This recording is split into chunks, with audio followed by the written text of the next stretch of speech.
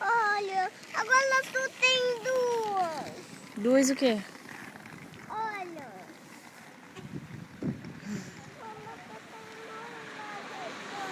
Você pegou azeitona? Cadê?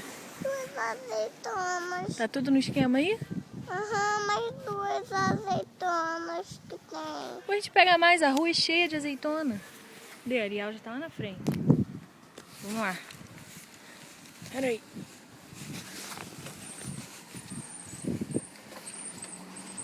Parou no mercado.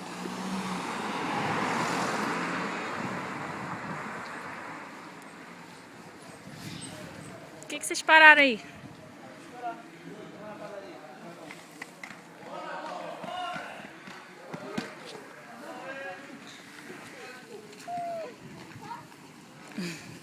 Mamãe, Que?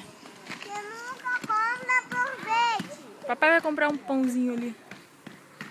Pão não, sorvete. Sorvete no frio? Sorvete. Tu quer sorvete? Aham. Vem, deixa eu ajeitar aqui.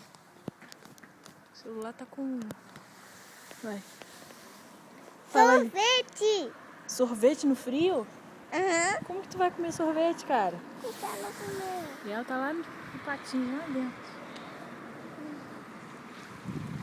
Vamos parar ali naquela rotunda ali. Esperar o papai.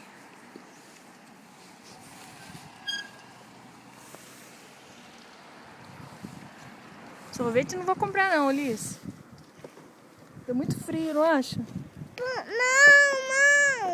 É uma coisa que é uma fruta.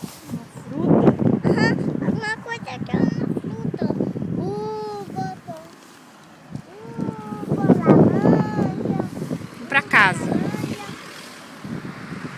Pode ser maçã, tem maçã em casa. Pode ser? Maçã não. Não, pêssego.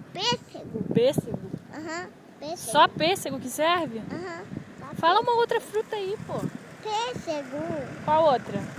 Outra fruta. Uma bem boa. Não quer não outra? Abacaxi.